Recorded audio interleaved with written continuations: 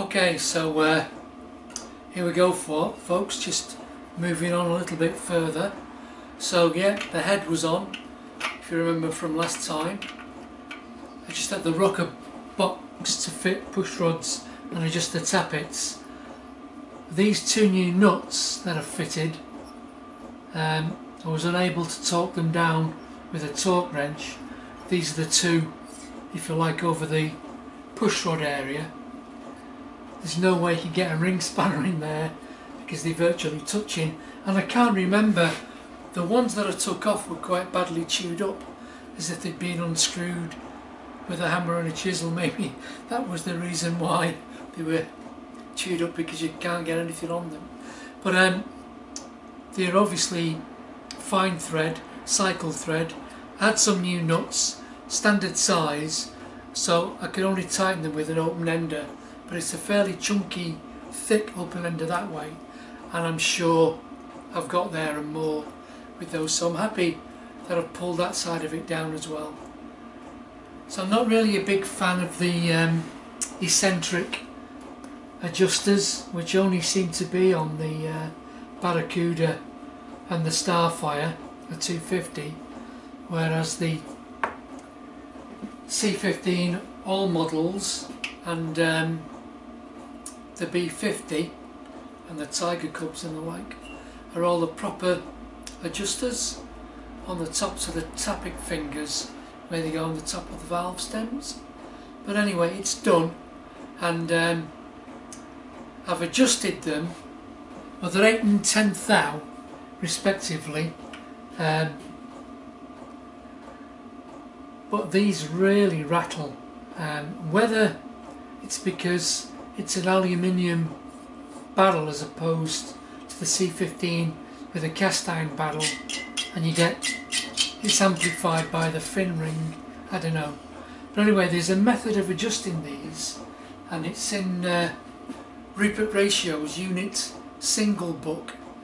And what you do is you turn the engine in the natural direction of rotation, which is clockwise from the timing side, and just as the exhaust valve begins to open, you hold it at that point and you adjust the inlet valve, obviously with its cover off, because you've got to have it off for the adjustment of the eccentrics, so you can just turn the push rod in the between the two faces, and when that's happy, nip that one up, turn the engine over again in the normal direction of rotation until the inlet valve starts to open. Then you would do the same, you adjust the exhaust and you adjust it so that you can still just spin or turn the push rod and then lock it up. I mean, obviously when the engine gets hot, the clearances must get bigger, whereas on some engines it goes in the other direction. That's why you need the clearance.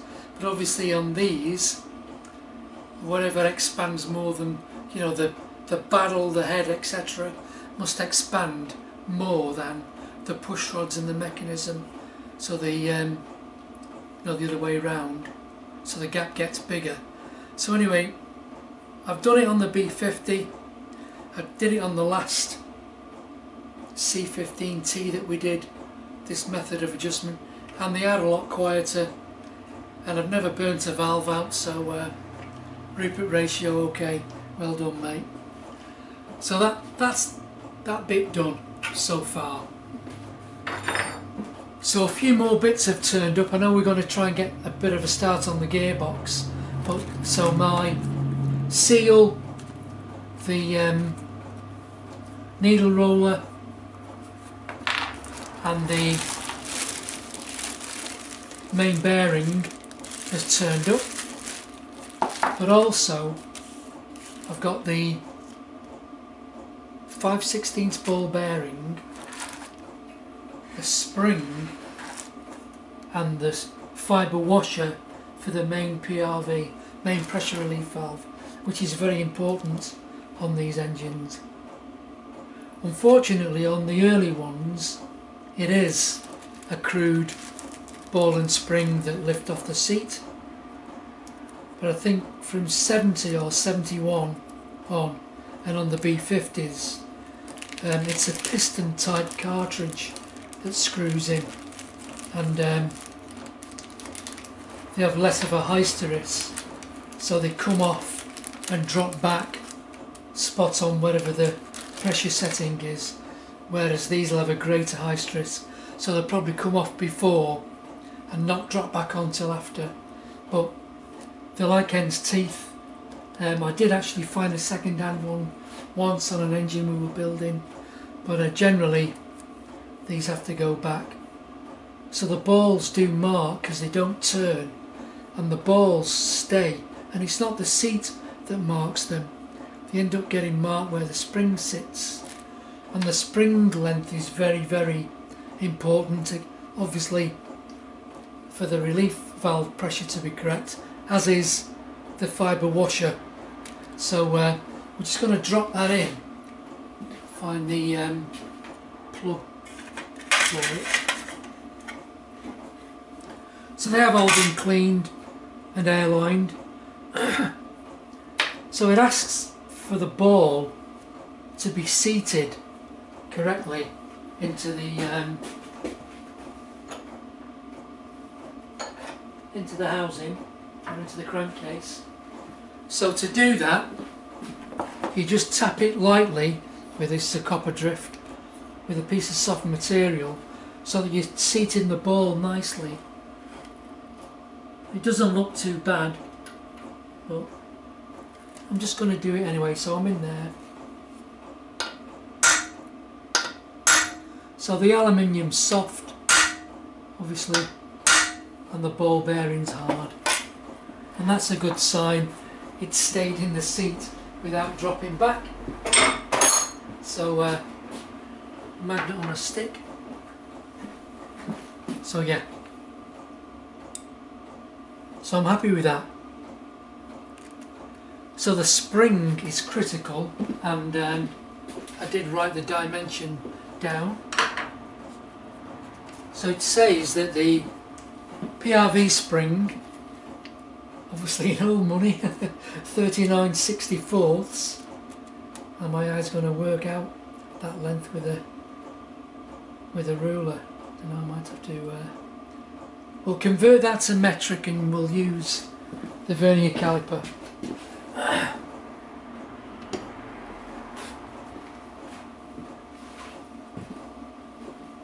So I can see the metric better.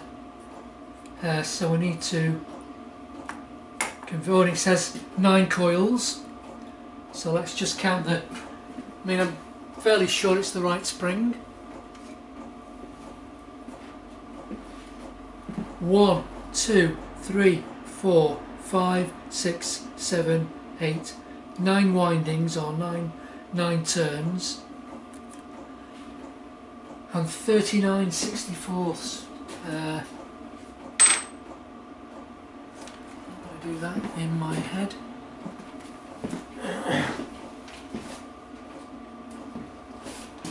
So decimal first, 39 would be 39 divided by 64 will give us decimal, won't it?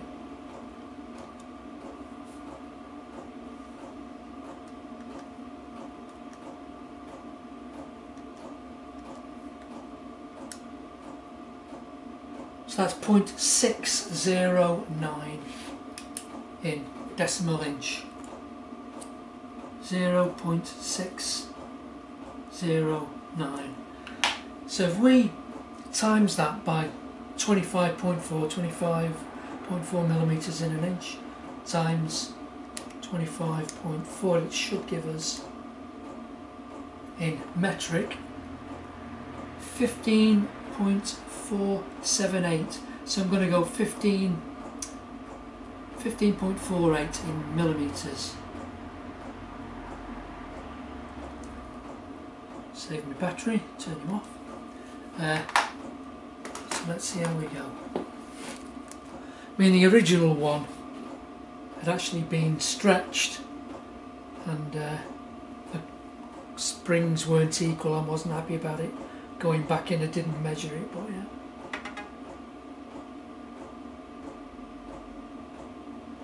So just sliding through there, and that's actually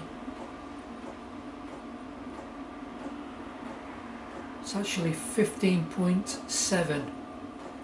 I'd be happy with that. So 15.7, I'm going to live with that.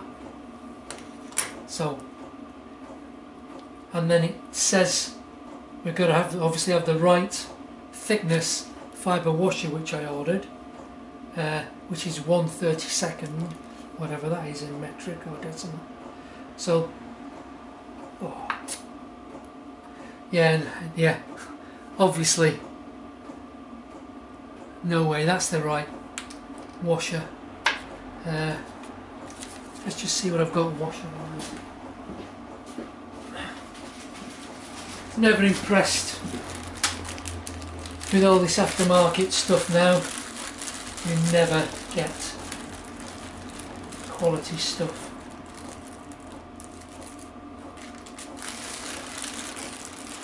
Oh well, what's that one? It's the right size. Not quite, no. It probably would wind on.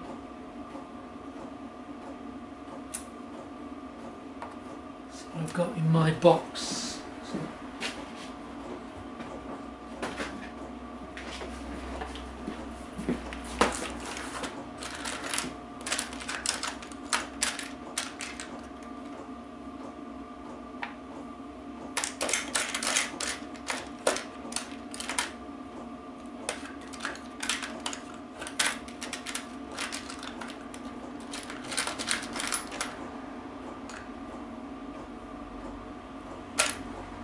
That's possibly the right OD, but obviously the hole in the centre.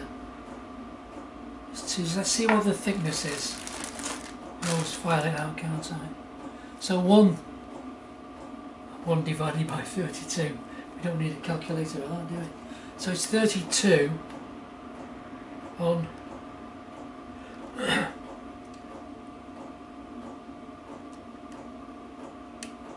divided by 25.4.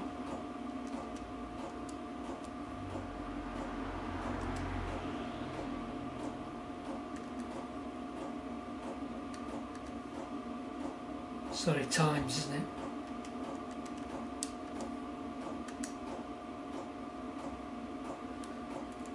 Okay.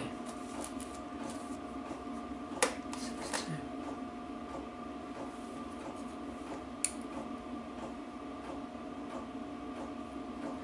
Well, 1.25. Well, that'll do it. But I'll have to file the middle out for that, and I prefer copper anyway, because obviously the more you tighten the fibre washer up, you know, it's obviously dependent on your torque, isn't it? So I'm going to switch you off while I just file this out to fit, and then we'll come back. Okay, so I file the centre. So I'm happy with it being in copper because it's not going to crush down, should be a more stable reading. We know the galleries and everything are clean. No marks on my new ball bearing. So let's go for it.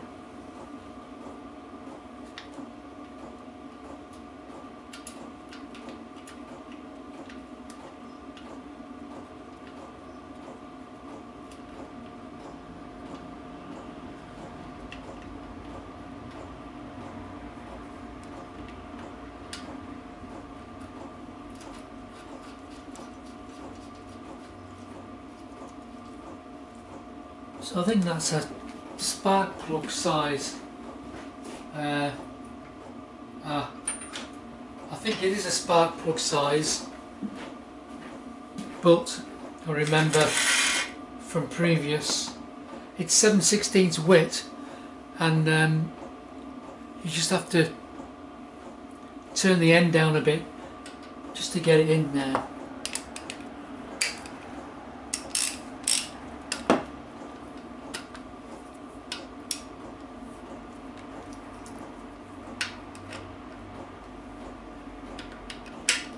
Here we go. So not too much. Happy with that.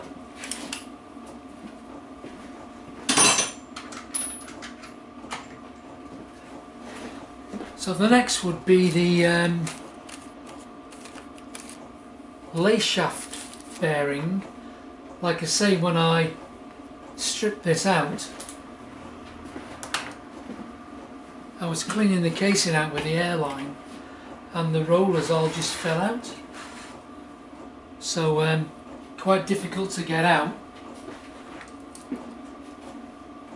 So I just turned up a little unusual shape and file the ends so it will only go in on an angle. Obviously I'm looking at the washer on there. I must have used a piece of tube. But it doesn't really matter on these later engines. I could have actually used that and wound it in to push it out, because the later engines have a solid cast in there, whereas the early ones it's a core plug. And I think it was, if you ever had to take the bush out, because the bush bottoms all the way to the end, you'd never get it out, so you'd have to take the core plug out, drift it out, new bush in, and then put a core plug back. But obviously if I pushed against the core plug, I'd be jacking the I'd end up pushing the core plug out before the actual outer race came out. So I'm not sure where that fibre washer, again, you know, aftermarket parts. Can't remember where I got the bearing from. I used the number, and it's an American bearing. Good stuff. Hopefully this is right.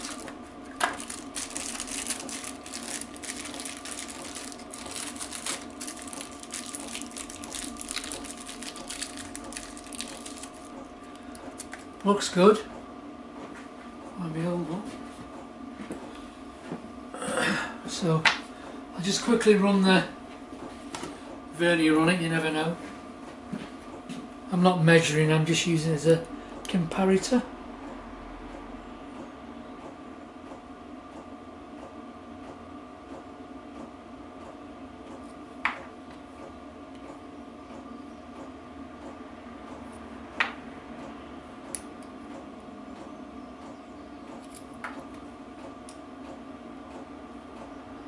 Yeah, and I just make sure it rolls on the shaft.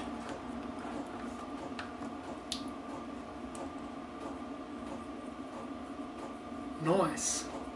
Happy with that. So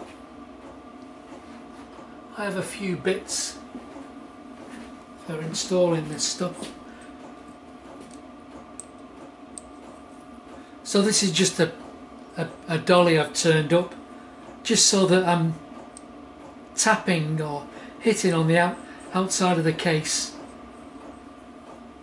But what I'm going to do is I'm just going to put a bit of heat on there, just to make it a bit easier going in. So just bear with me while I get the torch.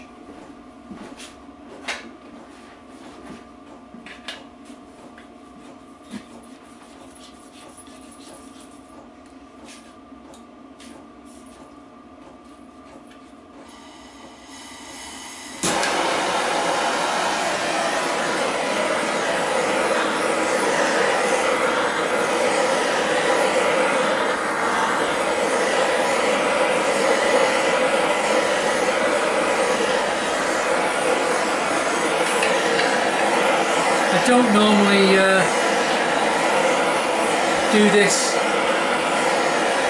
for the main bearings. I normally do them in the oven.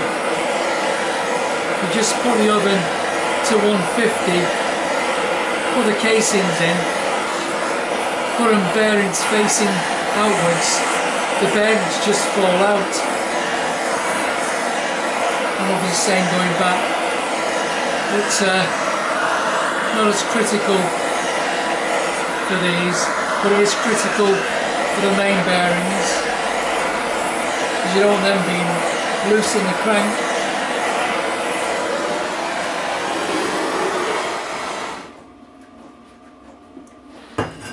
Okay, hammer.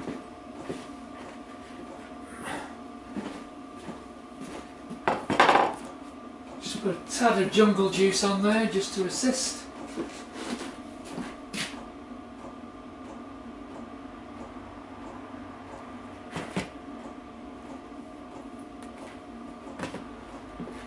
Let's see how we go. Hopefully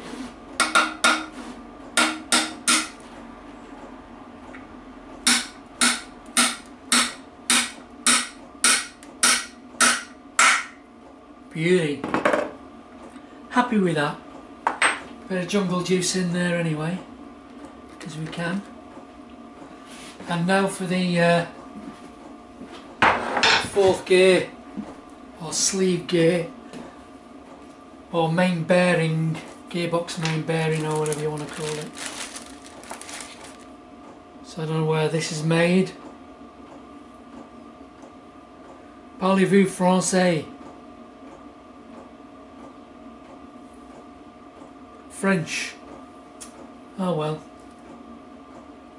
So with this, I'm still going to warm the casing up, because it's the same bearings, C15, Barracuda, Starfire, B25, B50. So over the years I've obviously made all kinds of junk for pulling and pushing different things.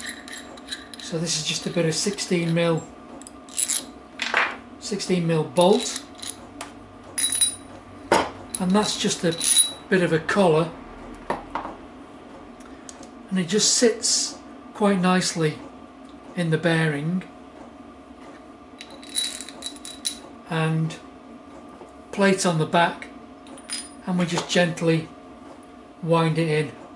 But I'm just going to put a bit of heat, a little bit more heat on there,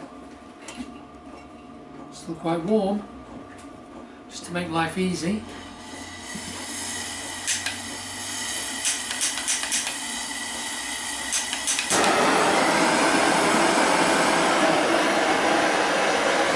Here we go.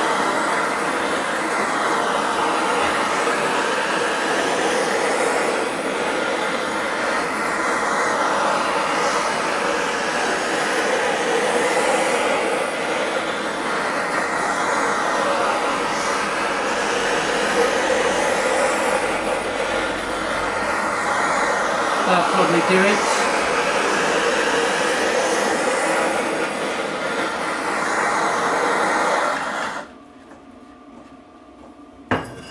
Okay, a little bit of jungle juice on the outside of the bearing, just to help it along its way.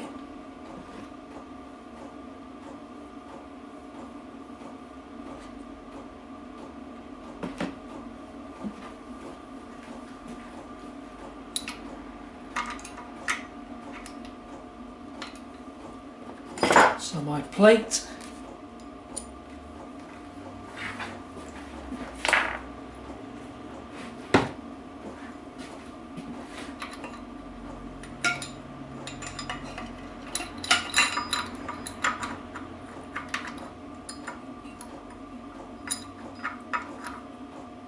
washer on a nut,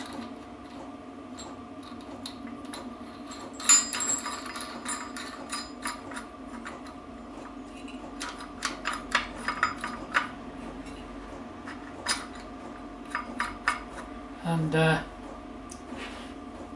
nice and square. A couple of spanners, so that'll be 3/4 or 24, won't it? 15/16 or 24, sorry.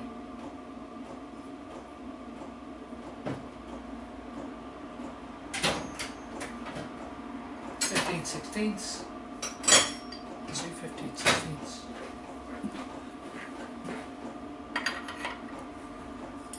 Okay, let's see how we go.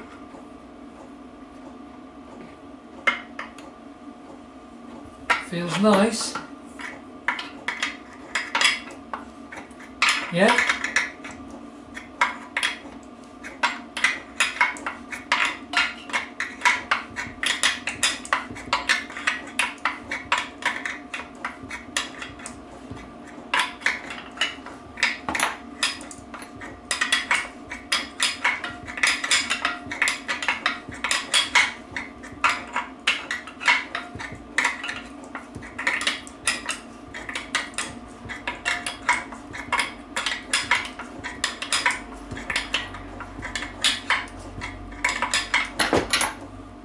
Easy.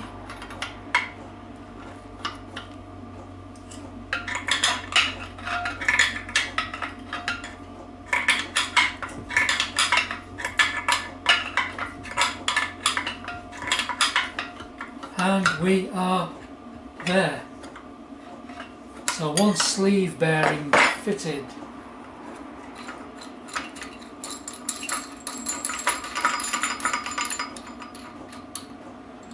So,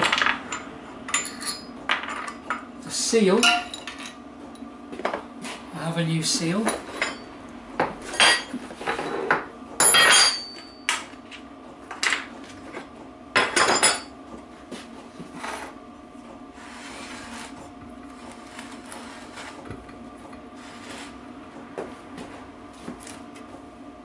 Seals are quite slim because there's a circlip that goes in behind, so I could tap that, or I should really pull it, shouldn't I? Bit of oil on the bearing first, because we can.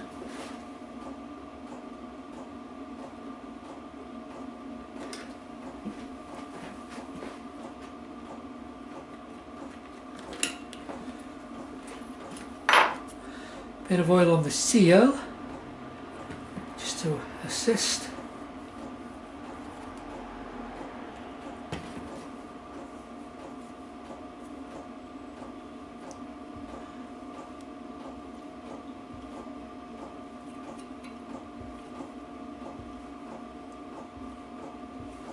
Okay.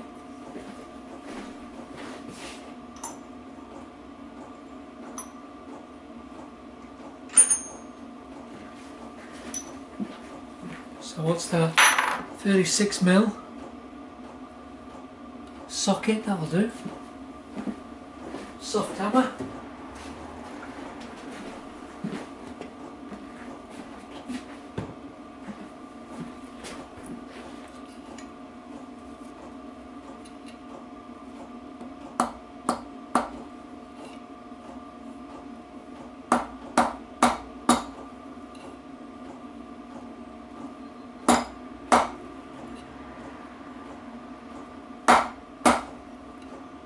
Yeah. Tilt it over. Didn't want that. Coming back.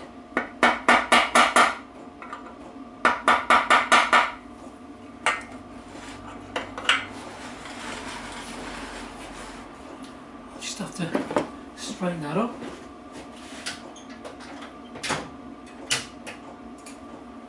Flip it there.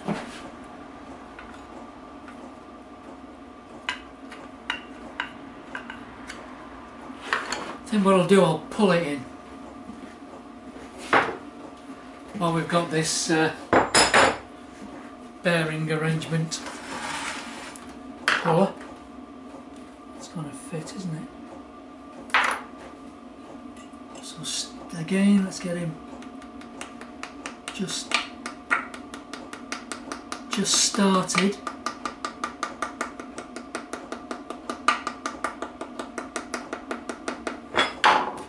And this smaller than, so that's going to fit in the bearing. But yeah, it can smell gas. Bloody thing.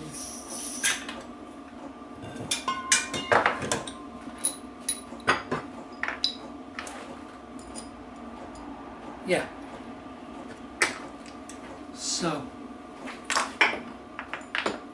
that back in there, that's going to keep it centralised. That against there, and then don't need that, do I?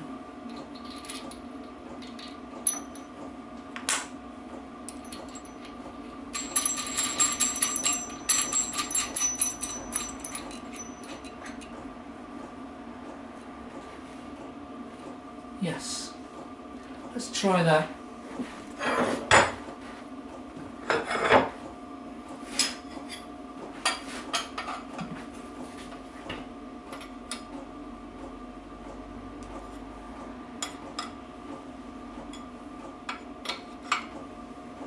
Now it's going square.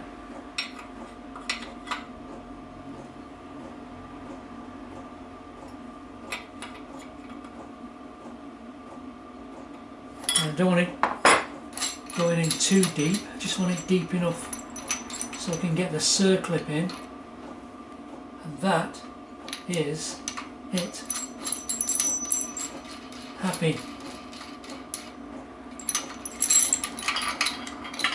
So I'm not in too far that it touches the bearing, so the circlip next.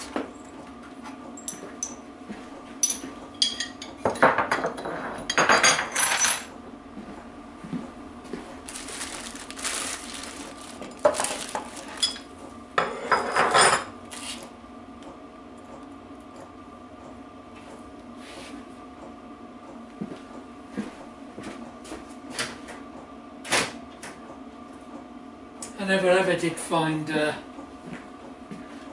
pair of circlip pliers small enough for really teeny holes in this BSA and Triumph stuff. So these are a pair of long nose pliers which I've precision ground by hand.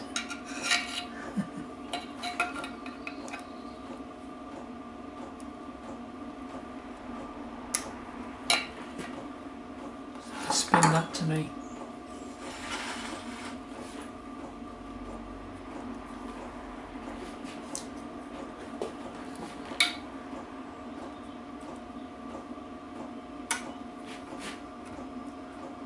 And we're in.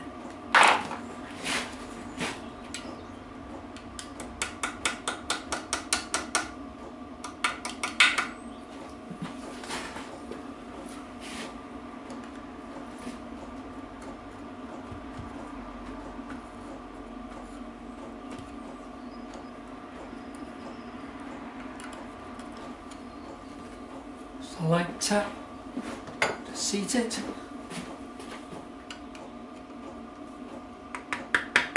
Yes.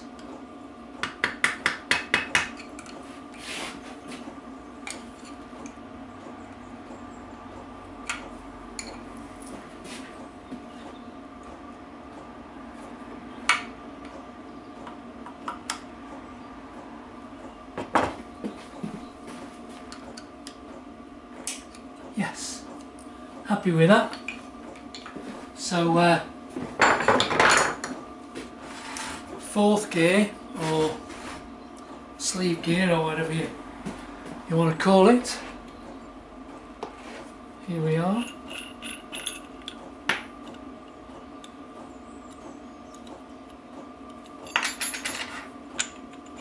So 16 teeth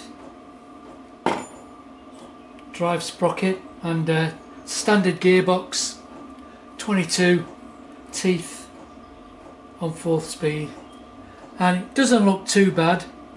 Oh, by the way, I have fitted 2 new bushes. The outer bush was shot, as they generally are. They drift in and out quite easily, but I always just give them a light rubbing with wet and dry, because they're a split bush and they always seem rough where the join is, and obviously that's going to chew the seal up. So 2 new bushes in there.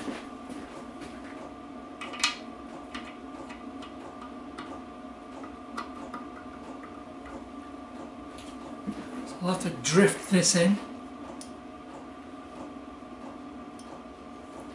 with my good brass drift as well.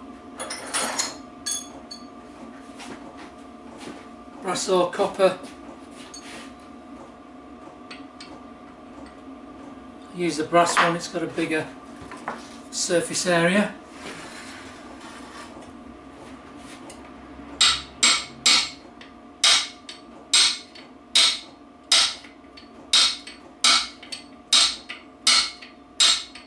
One side at a time until the tone changes.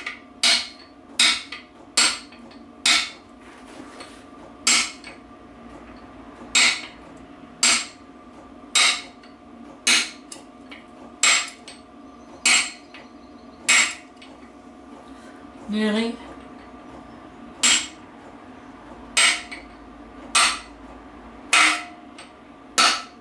Different tone we've landed. So sprocket.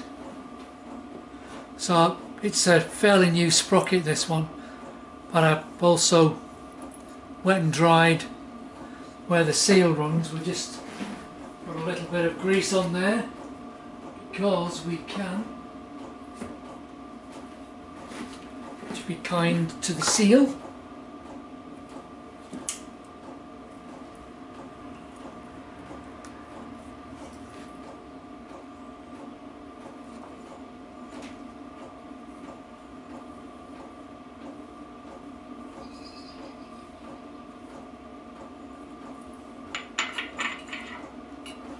Okay.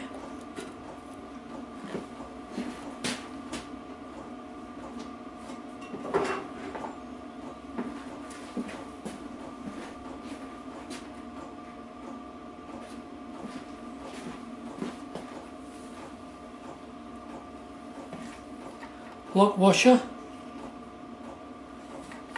Just going to give that a little tap. I've got enough threads actually, but yep.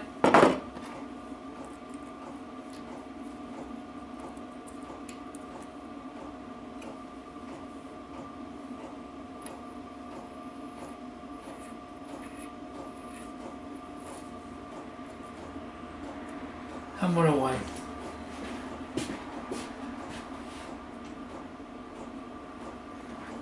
So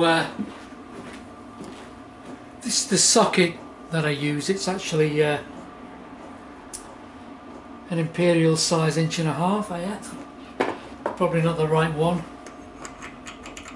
but I was doing a job a few weeks ago, pinion bearing on an old TR7, and I've actually, it was really tight, I've actually split. It's got a hairline crack in it there, so I'm hoping it's going to survive for this, hopefully. So we need to wedge that up, so a bit of chain normally does the job.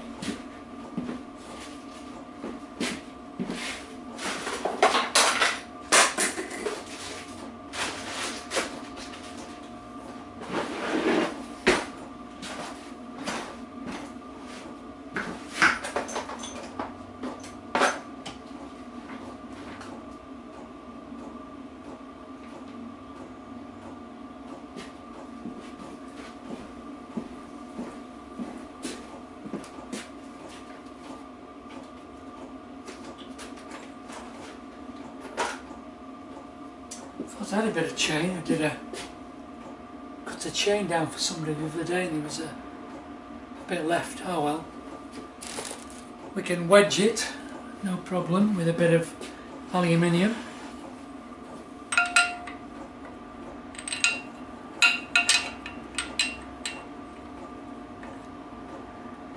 Yeah, that'll do it.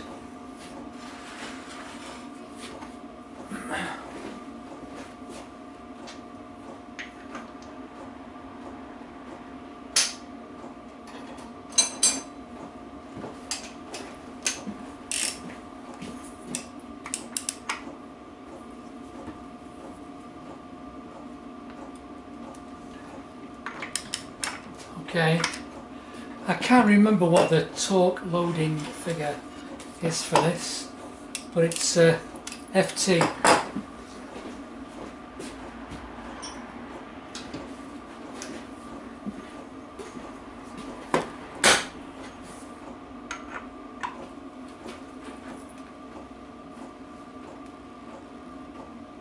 That's another squeeze. See if my socket splits.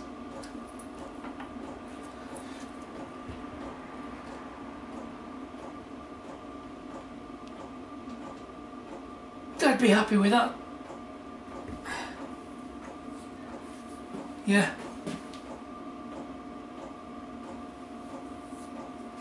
Yeah, looking good.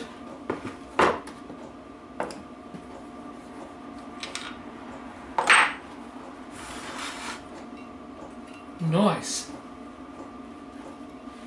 Yeah.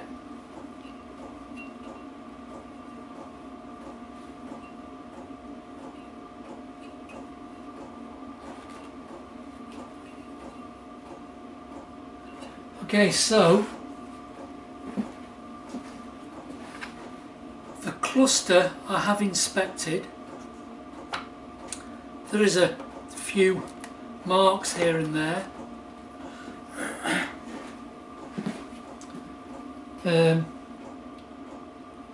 Third gear is probably the one which has got a few marks on the faces, but overall the drive dogs look good, and it's going to go back with the same shims, the red hermetite again on everything twice. But we will check the clearance on these by putting a straight edge across. Obviously you can't do it like you can on the C15s for the main shaft, because you're actually bolting it now at both ends, because we bolt in this end as well. But yeah, so you can see a little bit, not too bad. It'll certainly still be going when I've turned to dust in the ground anyway. Someone will still be riding round on it. So we've done a bit of prep, so it is now ready. I'll just get everything else ready for the next session, and what we'll do is we'll just check with a straight edge across this face. We'll just measure our end float, and we'll do a dry build before we nail it up. So that'll do for us today, because as per normal there's more than one job to do every day, and got other people to keep happy as well. So we'll catch you on the next one.